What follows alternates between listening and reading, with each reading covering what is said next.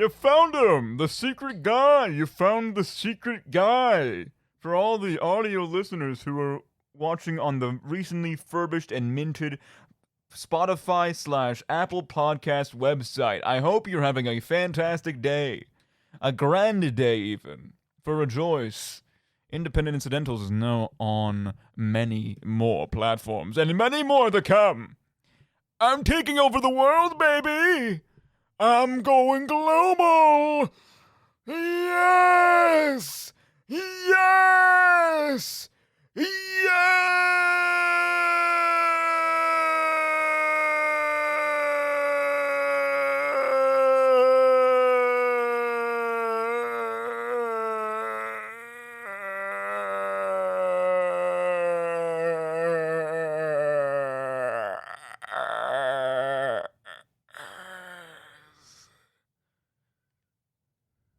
Bet you can do it for longer.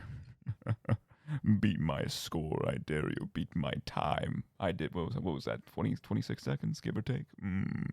I bet you couldn't beat my time. Listener, that's a challenge to you. Post your best times down below. See if you can beat me, the best to do it out of all of you specifically.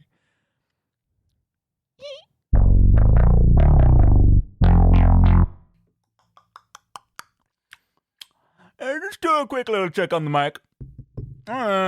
Seems pretty good. Seems high quality. You can see all the little intricate. What would you call this specifically? Chain linked, iron beaded, specifically crafted, high quality, extra fidelity microphone. Look at this. Beautiful. It's beautiful. It's a beautiful thing. And you know what else is a beautiful thing? We're back, ladles and germs. Ladles and gamers, ladles and germs, welcome back to Independent Incidentals. It's me, your favorite host and mascot of Independent Incidentals, and also Radio Laurier, if I may so call myself that. Dominick, welcome. Hello. Oh, wait. Yeah. Okay, no, that's enough. Okay, good. We're back in the studio, everybody. And what better way to celebrate that than to talk about what fantastic music was just opening for us. It was Firefly by the Dreadnoughts. Little fun fact about this specific song. It's about nuclear war. If you're curious about the lyrics, the lyrical content about this song is about nuclear war. Literally, I looked this up just today, and I was like, this is a very cool song, and I was like, oh, I didn't realize it's going in my playlist that has to do with nuclear war. It's great. I love it. That's at least two of them that I know. The one guy who says it's like the end of the world or whatever, that's the other one. But like this one specifically, I did not realize until I read the lyrics. I was like, oh god, yeah, that makes a lot of sense. But it's a banger. It's, if you're not so keen on genres that are outside pop, I completely get you. It's a complicated world out there. This, what you call a Celtic punk or sort of like a sea shanty punk kind of band that does a lot of covers of sea shanties and other cool Celtic and folk songs back from who knows, God knows when, probably the 11th century or something. These are old songs, but they add a little spice, a little character, a little bit of electric guitar, and that's all you really need to have a very good grounding for a band. They have many albums, and you'll like all of them, trust me. If you like sea shanties, you'll like this band. So, what are we talking about today specifically? I thought it'd be fantastic for all the new listeners out there. Welcome. I was wondering if you were up to date on what we talk about here, because it's the new season. This is season 2 of Independent Incidentals. Now, you might be wondering if the summer technically counted as season 2.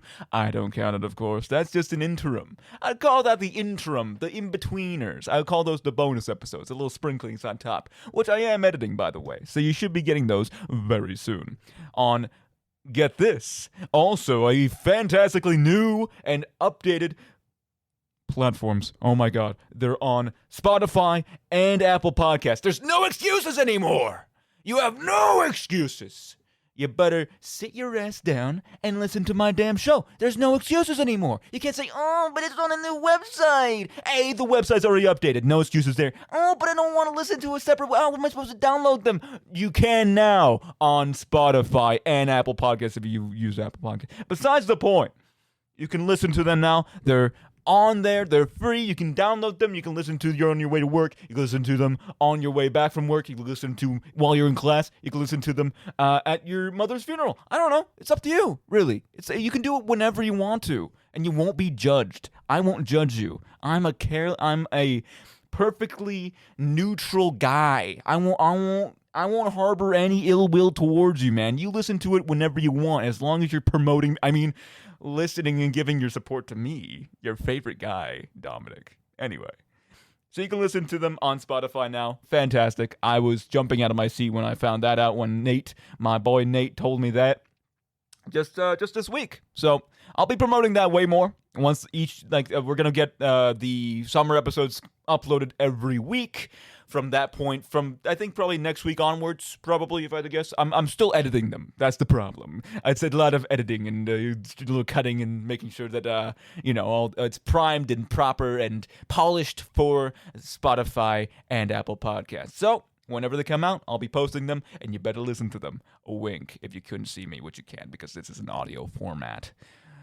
Besides the point, there's a few other things. We're resuming to weekly episodes, obviously, because the summer was a bi-weekly schedule because, school and this and that and the other. I was doing like a 5-course load and then 4-course load. It was like a 4.5-course load. We'll just call it that. It was still a terrible, terrible time. Somehow I came out with at least only 2 Bs, which I'm surprised about. I'm shocked, right? I thought I was gonna get at least one D, 1 C, 1 B, maybe 1 A and 1 indeterminate one. Who knows? I was terrified, I'll be honest. That was on by the skin of my teeth. Now, of course, we have some extra listeners as well. Welcome to the show. Kai, hold on. Hey. And of course, they're asking about the Nuclear War playlist. I will be giving you this. Obviously, most of the contents of the songs are just the entire albums of King Gizzard and the Lizard Wizard. However, there are some songs that are outside of this niche about talking about nuclear war, which I will be getting to very soon. Have fun. That will only be given to you on request, and then by that point, I actually don't have. It's a playlist in my head, you see, so it's more so it's an internal playlist. So it'll only be when you ask for it, I'll just be making it up on the fly. Besides the point, I have 2 good songs that I can put in there. One that was just played, and one that's something to do with extra, yada yada yada. Besides the point, who knows? Who knows? So I had another thing. I had to do something with the episodes. The structure of the episodes, I completely forget now. I was a bit on a tangent. You know what I'm saying? I was a bit on a tangent. Oh yeah, of course. At the end of each month, I'll be doing a quick brief recap of what we covered so far, which just to make sure that everyone's up to date, because I'm actually going to be scheduling them now. Every month, I'm going to be posting the lineup for every single topic I have on my Instagram account, which is great, which is fantastic, because now people will actually know that I exist, and I haven't drowned since in between episodes, right? So I'm going to be making sure I upload that more. I'm going to be making sure that's on a proper and tight schedule. A proper and tight schedule, of course. You'll be updated frequently, and you'll have to watch the show, either live or on Spotify. It's a must. You have to. You have to. Please. For me? Come on. You know you want to. Hold on. Look at that. There we go. That's good. Come on, please. Guys. Future Dominick, put echo and reverb on that. Guys, are you there? I can't see you. Please, let your voices be heard. I can't see you right now.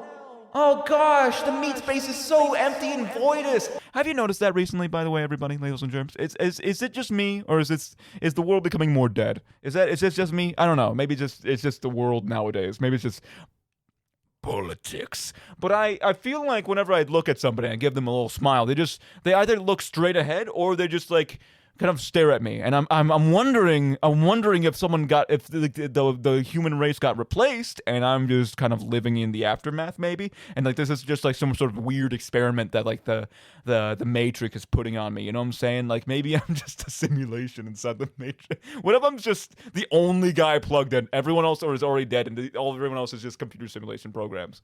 That would be crazy. That would be wild.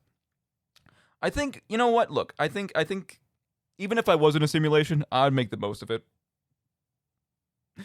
Oh God, I would make the most of it. I'd make sure that if you just found out you were in the simulation, right? If you found out you were just ones and zeros in the machine code, or like you were just plugged in like in the actual Matrix movies, if you were just a guy plugged in and you had to. And you found out that everyone else was an absolute. It was just a program. What would you do? What would you do? That's a great question. I think I would probably immediately. I would. I'd immediately start dodging bullets. I think that's what I'd start doing. I think I'd try to unlock. I'd try to meditate for at least 14 hours to see if I could try to break the Matrix. That's what I'd be trying to do. It wouldn't work, obviously. Like I don't have the same willpower as Keanu Reeves. Like Keanu Reeves is probably like, you know, he's probably the only real person alive, and everyone else, including myself, is probably just a fake person. But in reality, I think I'd probably just, you know, chill. I think it'd be the first time I'd actually like feel relaxed, you know, like having like these kind of facial facades that we all put on, you know, yada, come on, am I right? Like these like facial facades. I'm turning into the manosphere type of podcast. It keeps morphing into that. I should get Daniel on. Maybe he would maybe he'd help me in my quest. I mean, I am on Spotify now, am I right? Am I right, guys? Here's the thing. I don't want to like show my absolute like. I've talked about this specifically with my coworkers, right? How I'm completely out of touch with everything that's happening up until a point, obviously. Like I think it has mostly to do with media. Like with specifically more popular media, I'm completely out of touch with whatever everyone else is listening to or consuming specifically, right? And what I think personally is happening is that when I look at something that is shiny and popular and everyone's watching it, I think to myself, I could be listening to something else, right? I could have like unique experiences that are outside of this, but at the same time, these sort of popular shows, like I remember doing Squid Game specifically when that came out. I was like, should I watch this? And I was like, nah. I was like, even though I probably was watching more useless stuff, like the Critical Role, like I was trying to polish that off. Didn't work though. Had to wait until like 4 years afterwards. Besides the point, I was like, kind of tunnel vision, specifically on stuff that is niche, which is why I started the show, because then someone will finally listen to me. Then someone will finally understand. Please, get me out of this prison. It's good. It's good. I was thinking specifically to come back to reality here. Can you tell I don't have a real script? It's great. I love it. News tidbits. I remember specifically. I don't know when it specifically happened, but I remember like when about halfway through the summer term when I was working on the show still, which I still do. I don't know why I said still. Anyway. Specifically with news tidbits, I remember talking about a lot of like the new and upcoming stuff about like weird things that happened in AI, like the vending machine, or like stuff like new games that are coming out that a lot of like the streamers are playing, stuff like that to keep you in touch with the industry and what is becoming popular, right? But I feel like in reality, a lot of the stuff that I was talking about wasn't stuff I was really interested in. So I think I'm going to focus mainly on things that are like either important to me or funny to talk about. Because if it bums me too, like some of the AI stuff I was talking about, like absolutely bummed me out. I was like, no, I can't start the show like this. People are gonna get depressed. I'm actually thinking of cutting them out because it's genuinely like it's a buzzkill, genuinely. Like talking about like how the job market is crashing is not something people want to talk about, right? So I think in the future I'm just gonna focus mainly on stuff that's either uplifting, funny, something like it's still gonna be kind of depressing, but like something I can still spin into something that's funny and can get you to laugh, or something that I just find interesting, right? Which could be anything, right? So you'll have to trust me on that one. You trust me, right? Looks at you intently. Oh God, have you seen? Ugh, it's infecting my feed. My God, it's everywhere. It's everywhere. Have you seen the Instagram reels of the guy who has like the bare feet? He's sitting on the bed and he's wearing a fedora and he's talking like the hello kind of talk, right? Every single time he says hello, princess, and then it slaps his feet together. I shrivel up inside. It's terrifying to me because he does it so well, and then immediately, like the moment before the reel ends, his true colors show, and he looks so depressed. Like he's being tortured to do this. Like he's being forced into like a basement or something to do these reels, and I'm just like, I'm sorry, man. Who did this to you? I'm so sorry you have to go through this, man. Is this your own torture, or did someone put you up to this? You're doing well, though. He's doing numbers, to be fair. Maybe I should follow in his footsteps, you know? Maybe I should, Hello! Hello, listeners. I heard that, you like to laugh, so I was thinking maybe, I can't do it. I can't. The baby talk it makes my skin crawl. It's genuinely disgusting. I hate it so much. It's utterly disgusting. I don't like it. I just don't like it. It's like looking at a car wreck every time. I can't turn my eyes away, but it just makes my hands have pins and needles on them. It's disgusting. Ah. Anyway, that's pretty much all the updates. Basically, to recap, we're going to be doing back to weekly. The show's on Spotify, yippee. And Apple Podcasts, you listen to those. Apologies, my God. There's one more thing that I forgot to talk about. I don't know if people are interested in this, but I was thinking specifically people were talking about, hey, you should do a Twitch stream. As we talk about video games, right? So it would be interesting if I could actually play the game that I'm actually talking about, rather than having you imagine what the game is, right? It's kind of like a meh idea. Like, I think radio has a very interesting cadence to it, where it's like, you don't really have to watch the stream while you're like doing your commute, right?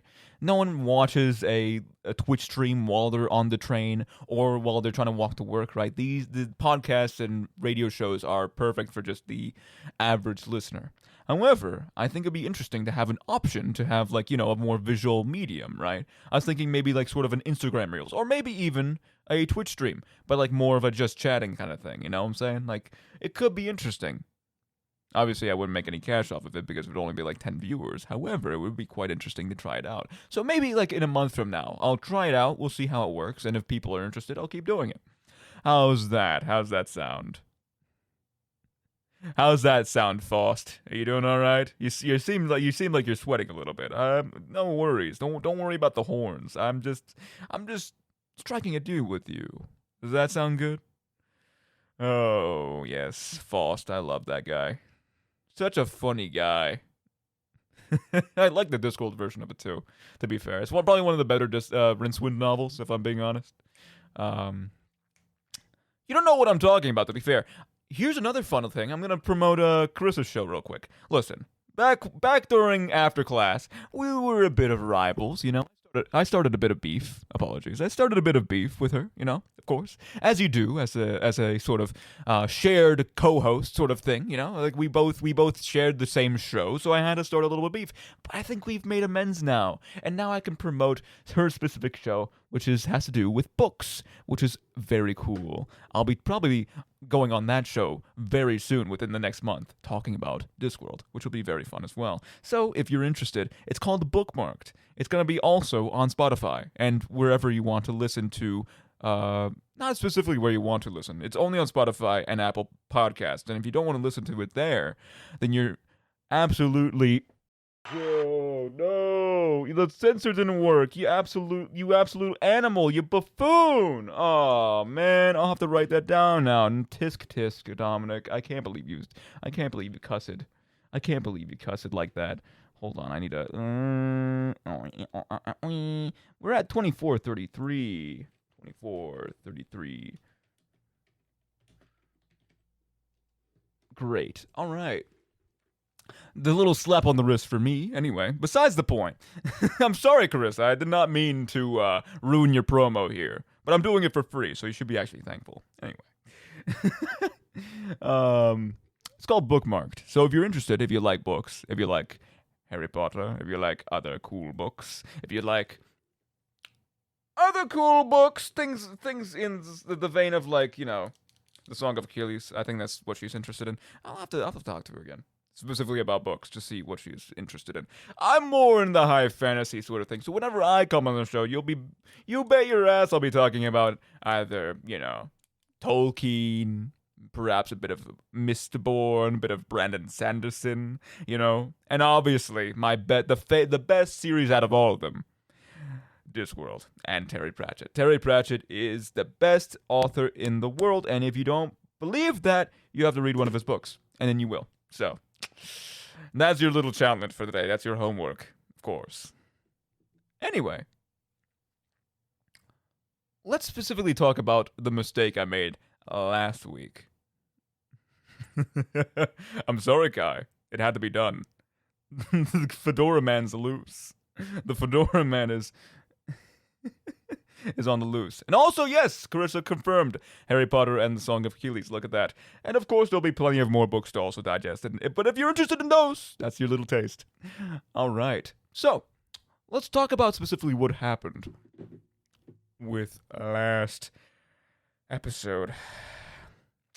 It's sad to me. It's really sad to me because it's gonna be a lost episode. It literally is unusable because the problem is that when I recorded it, for some reason, the audio corrupted or something happened. Like, it was literally like I was talking through a Pringles can, and also that my consciousness was uploaded to a robot, right? It was the absolute worst audio in the world. It had to do something with the mixer, for sure, because it was not mixing properly. That's confident. I can say that with confidence. But we can obviously come back to it, right? There's nothing that says I can't talk about a game twice. I talked about Pizza Tower at least 5 times, right? And of course, none of you will be tired of me talking about a game that I like, right? You like when I talk about games. You love when I talk about these cool little games that are epic and awesome, right? So, the game that we're going to be talking about today, of course, is called Tall Trails. I just finished this game instantly, and oh my goodness, it's just a little treat. It's such a fun little treat. To give you the quick synopsis, you play as a little blob clay character. A little blob clay character called Elp. A little guy that was born without purpose in life. For you see, every creation of the sorcerer is born with some sort of purpose. But nay, you remain silly and purposelessness. You live your purposelessness. It's literally like a Xavier Renegade Angel bit. I'm losing my mind. You remain purposeless. Exactly. You remain purposeless. Your life is devoid of meaning in this game, right? So you have to make it, specifically, yourself. It's time you have to strap on your silly little boot on your back, and you have to get on with figuring that out. It's pretty much what propels you throughout the entire game. You also meet a bunch of quirky other characters, and you traverse the lands with a fun little power. Now, to describe this game specifically, what is it characterized as? What could you wrap this as specifically, right? Of course, it has a very cozy, fun, cute aesthetic with cute little blob characters that run around and have dopey little smiles, right? But how does it play specifically? If you've ever played a Nintendo game, you'd definitely know exactly how this feels. It's kind of a mix between Breath of the Wild and Super Mario Odyssey, I think. It's a very nice meshing of those two genres.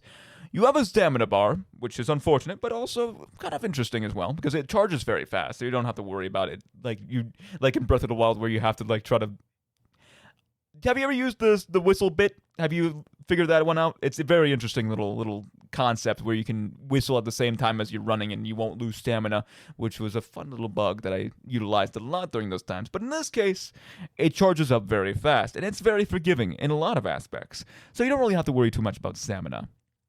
As in terms of the Mario Odyssey aspect, you're doing pretty much all of the cool traversal techniques. You're running, jumping, sometimes gliding, and back to the Breath of the Wild sort of mechanics, you're climbing as well. You're doing a lot of cool little jumps in between. You're exploring a new cool little world. It's kind of like a weird... It kind of reminds me a bit of Faudian kind of weird stuff, you know, like all the weird little props that are just scattered around. This aesthetic also is very interesting because it's a very cute, very lovely aesthetic. It's a very easygoing game. It doesn't really rush you into anything. You're not like you have to go to this location and defeat this boss. It's like, hey, take back, do whatever you want. Explore the little islands that come across to you. But also the lore is very, very apocalyptic, right? Because the idea is that the sorcerer is this kind of like the only human alive, right? And has created these golems to do his bidding, to complete the great plan, which is quoted. It's kind of a motif throughout the entire game. The quote-unquote great plan. If you can't see what I'm doing quotes with my fingers right now. The great plan. Everyone has a purpose because they have to fulfill the great plan. What is the great plan, you may ask? Even the sorcerer probably doesn't know. I don't know. Beats me. He left me on red. What do you want from me? Right? So, all in all, really, the game takes place 3 million years after probably the world ended. I don't know, because I'm just connecting the dots here. You traverse in each specific world, you're traversing little islands that scatter around the lands, right? So, in reality, I think probably this is like a global warming event that occurred that drowned most of the population, and the few places that did survive kind of grew over, and now is being controlled by these kind of one-track-minded golems. It's quite interesting, too, because it actually wraps it back around to Discworld. Everything can come back to Discworld, I'm just saying. In Discworld, there's also fun little one-track-minded golems that specifically follow their one specific directive, right? And are also quite easygoing as well. Love you, Mr. Pump. But back to Tall Trails. Every single interactable item is pretty much you can pick up every single item that you can see on the ground, right? There's a bunch of different tiny cute little items that you can pick up in place inside of your boot, which include rocks, shells, and more cooler things like mushrooms, perhaps even stars in the later levels, which is pretty cool. And each of these items do a specific mechanic, which is also really cool. You have a bunch of different a bunch of different movement sets in your arsenal. You can jump, you can leap, all that cool stuff that you have in a bunch of these Nintendo games. But you also have a bunch of different options that you can choose within your own environment itself, which is also really cool, right? So, for example, mushrooms make you jump a little bit higher, right? If you specifically, you have to throw them down onto the ground, or you hold them for a passive ability, right? With mushrooms, you push them. I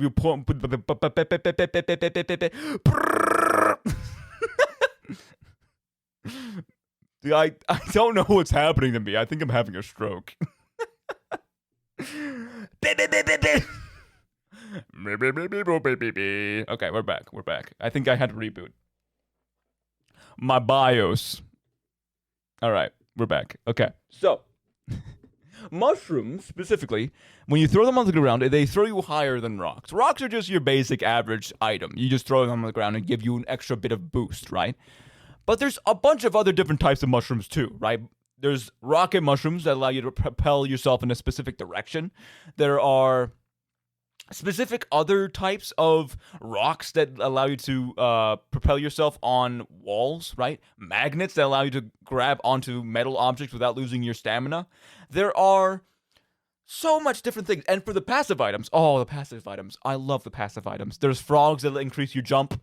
There's little, like, those maple leaves. There's those maple tree seeds that allow you to glide through the air. There's crickets that allow you to glide through the air faster. There's starfish that let you swim through the rivers and water faster. There's so much different items. It's beautiful. It's so cleverly crafted, and it's just everything feels like it has a bit of purpose, which is interesting too, because I played a bit of another different type of mode in the game, right?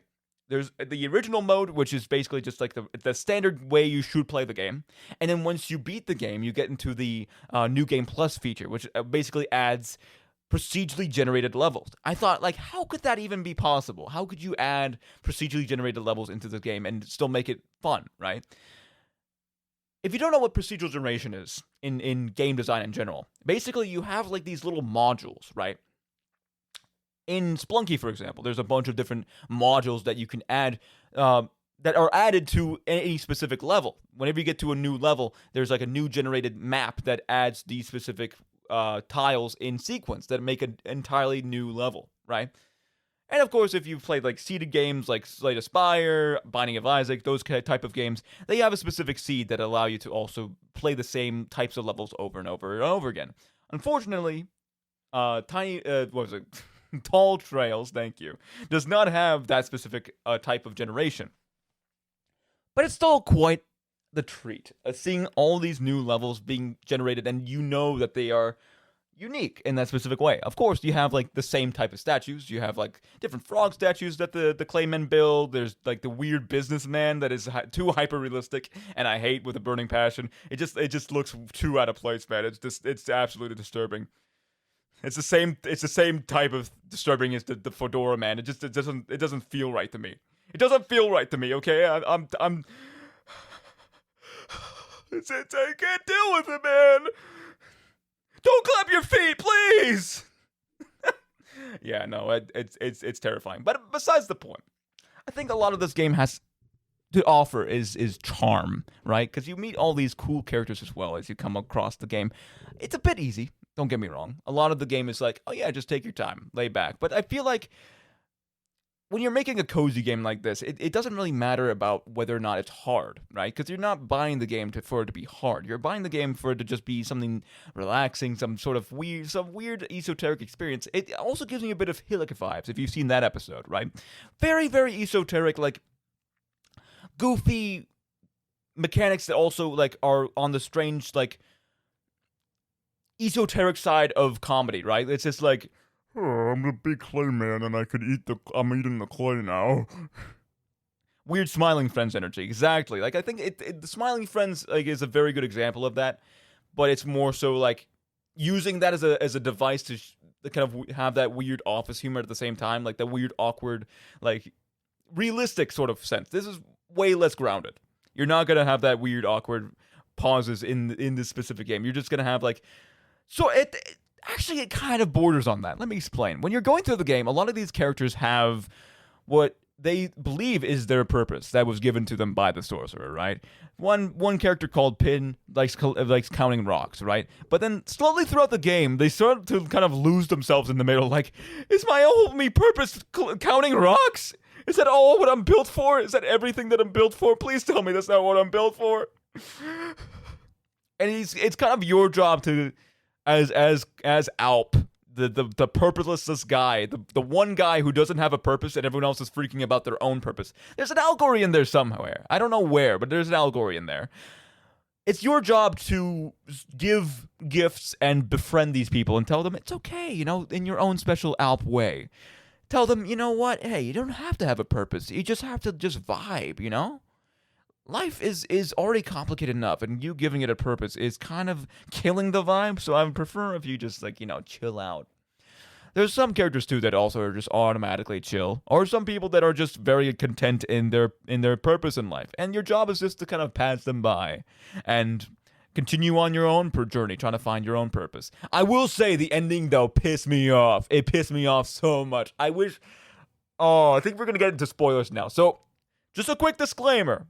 We're going to get into spoilers now. If you want to play the game, go for it. I think it's literally, let me just quickly look up the price real quick. It's not that expensive. Please, give small indie devs a little bit of a shot. Give them a little bit of a shot. It's literally $12.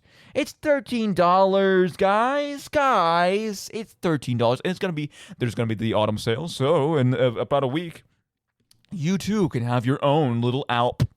You can collect froggies and traverse the lands. It's gonna be great.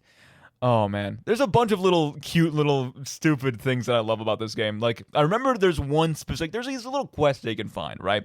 Like, hey, I need to be brought to the water, or hey, I need to be like there's these tiny claymen they have to bring around the world, and you have to show them their own purpose in life, right? That kind of thing, right? So you have to bring the boatman to the water. You have to bring these biker guys back to their dad. And there's this one guy who's in a house, and he's like, "I want to be brought to the top. I want to be at the very top of the mountain." At every single level, by the way, for context, you have to get to the top of the very precipice, the tippity top of each level. Obviously, my own critique is I wish they were a bit bigger. Like I wish, because there's a lot of easy ways to cheese the game. Which we'll get to in a moment, specifically with badges and ways you can modify your character. But in reality, this guy, this conniving little brat, goes up there, and I brought him to the top of the tower. I was like, okay, here you go, man. I was feeling good. I was feeling happy, and he's like, oh yeah, thanks, man. I'm gonna flip this and sell this to my uncle now. What? You're destroying the market! You're destroying them. These kids, they can't buy houses, and you're gonna flip it to your uncle? He doesn't need a condo. He doesn't need a new condo at the top of the mountain. That could go to a cool prospecting teenager that just wants a little bit of fresh air, all right? All the Gen Zs are trying to buy houses now, and you're adding to the problem? You're adding to the problem. Look at you. Wow. You must feel real proud about yourself, you little brat, you little guy. There's also other cool characters as well. There's another character as well that's actually a little devil. When you try to sign his contract, he turns the entire level into lava. And you have to try to traverse the lands as far away from his pillar as possible. And he rewards you, which is weird.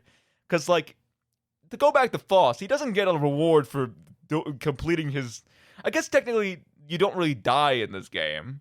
Faust is a mortal living being, so I guess he would technically perish in some case. But hey, look, I mean, if I sold my soul to some entity, I'm sure it'd be fine, right? I could probably... Listen, there's like... If I could get a good lawyer, if I could get a good enough lawyer, I can finagle myself out of any court hearing.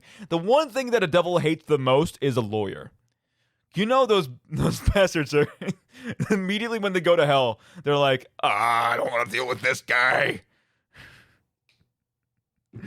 Johnson & Johnson lawyers, no, please. It's my one weakness. And they get immediately boosted to purgatory.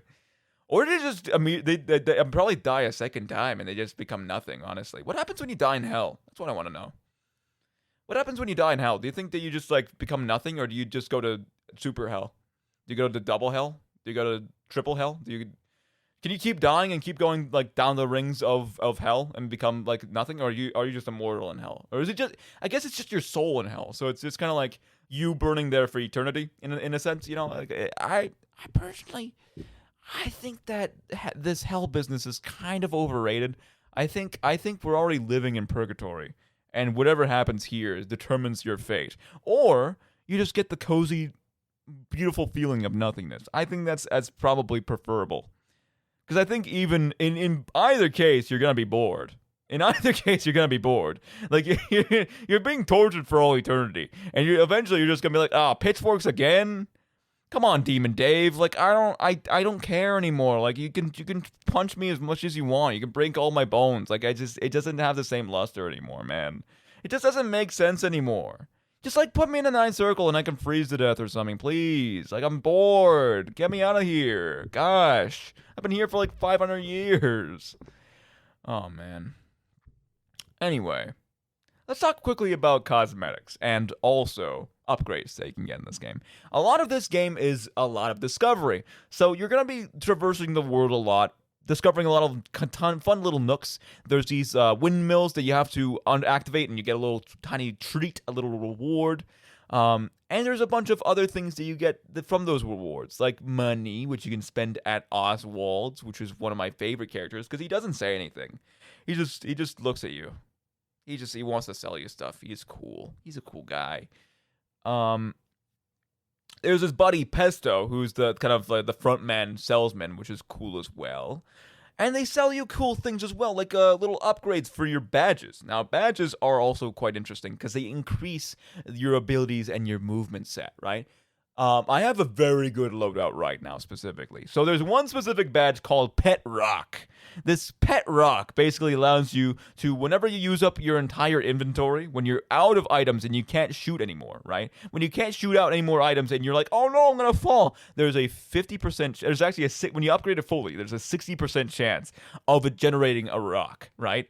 Now, there's other badges too that activate only when you're using your last item. So I have one badge that allows you to propel yourself forward when you have your when you're using your last item, and one that increases your height when you're using your last item. So I'm literally like jumping around, like I'm blazing through the sky like a rocket. I have like 6 rocks chained up at the same time, and I'm blasting through the entire level. I don't even know if this is how it's supposed to be designed, but like literally, I think Cup, which is the guy that you feed clay to, which is the main currency in your progression, your tokens for progression in this game, which unlock new levels.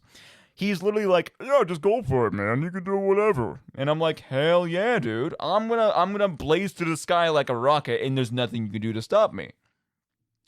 Which also gets added on in New Game Plus, where you can stack on. I don't even know what this means specifically, but you apparently can stack on badges, which means like normally like you can only collect one badge, like there's only one badge per, but I think you can collect the same type of badge in the New Game Plus, which is pretty cool.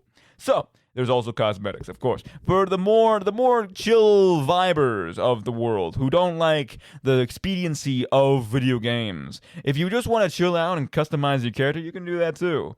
Just explore the world at your own pace and have a sick drip while you're at it. There's obviously, you know, I was surprised. I was actually shocked by this, right? So you can obviously pick your color, right? There's like what are called glazes in this world, right? Which basically just change your color. However, which I found really cool is you can actually pick 2 different colors and it'll make a gradient between those colors, which I thought was really cool. I was like, damn, this is actually pretty sick. Obviously, there's other ones too that not only change your color but also change your texture, which is also pretty neat. I have waves on right now, which is pretty sick. Kanye, watch out. Kanye, better watch out. Looking left, looking right. Really fast, like a like a cartoon character. But also there's a bunch of other cool cosmetics too, which include different hats, different glasses, different bow ties, different cool things you can wear on your head, like a pan, and also things that change your boot, like a glass bottle, for example, or just random crud that you collect on the side of the road. Like there was like you can literally strap on a tuba, which shoots things out of the tuba, which I thought was really cool. You get a lot of these rewards actually from giving gifts to the NPCs. There's the characters that you meet along the way. There's at least, I think, one item that's always hidden on each level. So if you can find that item, bring it back, and then give it to them. They will give you a cool item, which I think is pretty neat. I think I like that idea a lot because it kind of challenges you in a specific sense because you have to use up some of your inventory and keep it in your inventory while you're traversing the world, which I think adds a little bit of extra challenge that is sorely missing from this game, personally. But I think actually, which is interesting, the New Game Plus actually adds a lot of challenge too, because you can't really predict, because a lot of the level design in the kind of quote unquote real game adds a lot to where you can collect items. A lot of the scarcity is not really there because the designer can just add more stuff if he finds it, a little bit challenging. But in New Game Plus, where everything is procedurally generated, you don't really have that, right? A lot of the stuff is kind of more scarce because you're trying to scour the lands and it's more sprinkled in rather than just kind of put in there purposely by the creator itself, right? Obviously, another metaphor for AI. As you can obviously see, along with another metaphor for Nietzschean philosophy. It is interesting, a lot of the dialogue in this game. You get a lot of that kind of sort of weird, like, what is my purpose is the kind of main motif of this game. And spoiler alert, I'm going to disclaim it again. This is going to be the end of I'm talking about the end of the game here. So if you want to play the game, do it now. Buy the game or buy it later. It's up to you. If you wish to leave, that's your business, your prerogative. The wizard isn't there. The grand sorcerer who made everything, who made the world, made all the characters, he's just kind of absent in the entire game. When you get to the top of his tower and you get to his secret lair inside of the tower, he's literally like, oh yeah, by the way, I'm not here right now. I'm on excursion leave. I'm on vacation right now. He's probably been on a vacation for 3 million years. Here's my crack theory. He's either been on vacation for 3 million years, he found another planet to rule over, or he's dead. He's probably dead. The apocalypse happened and it got him too, because he's a flesh being. He's a flesh being with skin and bones. He's literally not there, and he's like, "Stop bothering me. Leave now. Here's your purpose." And he gives you a slip of paper, and it just says a random phrase. He doesn't care at all. I've seen 2 phrases. One that was from my save file, which was "eat sand." Screw you, buddy. Or I think it was either shovel poop or it was something else ridiculous. And I was like, come on, man. At least try. At least try. I think it's a very interesting concept as well, because it in like the lore of the world, right? A lot of these golems have a very purposeless purpose, you know? Like, what does this have to do with anything at all? One of the characters, as I mentioned before, named Pin, they have a specific goal to count every rock that they come across, right? And they're struggling with that specific idea of, what the hell am I doing here counting rocks when other people are building stuff or exploring the world or keeping tabs on history, right? When their entire thing is counting rocks.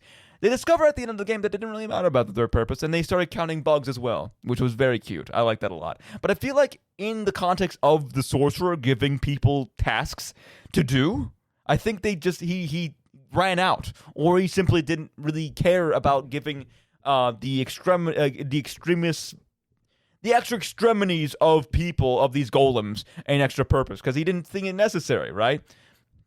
It's like the job market right now, am I right, Littles? I